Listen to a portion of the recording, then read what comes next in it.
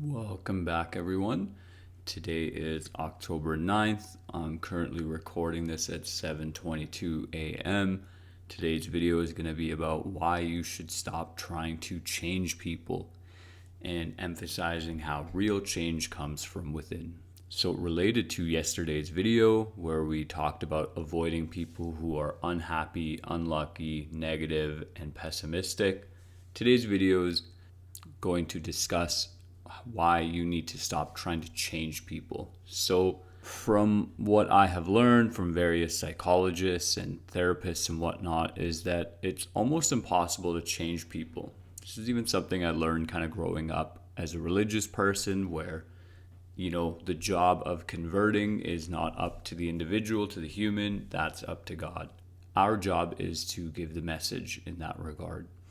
Similarly, you can highlight to a person maybe their inefficiencies, their inadequacies, highlight all the ways in which maybe they are screwing up or making mistakes, but it is impossible for you to change the other person simply because the only thing you have control over, the only person you can control is yourself. It isn't until a person wants internal change that they'll actually change, and that's important to understand. What tends to happen is people project their desires onto other people. They think, oh, I can fix them, I can change them, they'll overcome their flaw for me. But oftentimes, that external desire for change just isn't enough to actually cause change. What tends to cause change is that internal awareness, right? So the problem with trying to change people is that a lot of times they're maybe not aware of what the problem is or that they suffer from the problem. Case in point, many times you have alcoholics who are completely unaware that they drink too much. To them, they might think that having 2 to 4 beers a night is just fine. And then on the weekend, maybe they go out and they get very intoxicated and, they're not even aware of their behavior, both the behavior of consuming too much alcohol and then what they do while they're intoxicated. From the outside, it's very easy to point out like, hey man, you're drinking too much, right? Or a girl, whoever it is. Maybe you should stop. Maybe you need to change that part of your life. Maybe the reason you're not reaching your goals is because of this behavior you keep doing. Whether it's lying, whether it's, being dishonest, whatever the negative behavior is, whatever your desired change for that person is. Hey, you don't do the dishes enough. You don't clean up after yourself. So they have a behavior you want them to change. Pointing it out can sometimes help, but sometimes it can really put strain on the relationship. And often the reason why people don't change is because, maybe they're not aware of the problem, or two, they just don't care enough themselves to fix it. Things haven't gotten bad enough where they realize that, hey, this behavior is negatively affecting my life. And so oftentimes it is better, I think, to use those observations of others as mirrors and ask ourselves, well, when do I suffer from this same problem?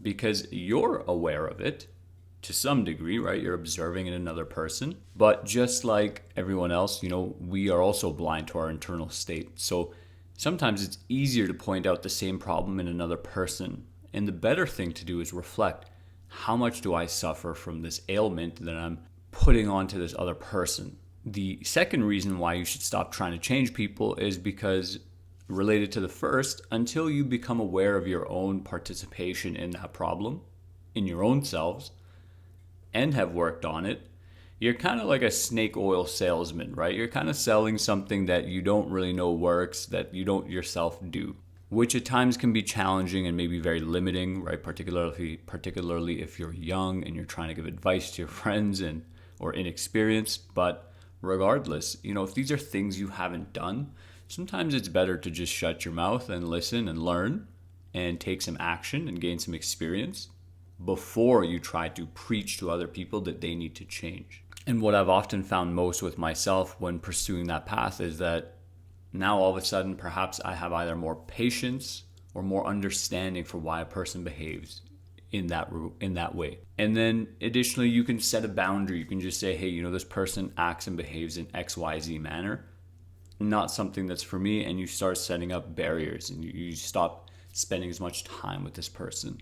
If it's, a romantic partner, maybe you're a little bit more disgusted by their behavior, and that disgust leads you to ending the relationship, which could lead to you, self-improving or finding a better quality partner, one that has closer aligned values to yourself. So in conclusion, in life, it is better to just focus on understanding where our own problems are, our own inefficiencies and inadequacies, being aware of them, being mindful of them, and then seeing how well you yourself can solve your own problems instead of projecting and focusing on other people and saying, I need to fix you.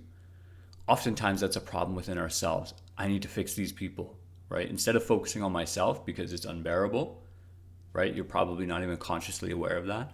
What's easier is, well, I can just focus all my energy on those people who have those problems, and then I don't have to worry about my own problems because I'm such a good person, right? But stop doing that, right? Focus on your own problems. Fix yourself, right? Because that's the only person you can control. You can't control another person. You can't get a desired outcome out of another person. And if you're being honest and self-aware and mindful, it's probably almost impossible to get you yourself to change.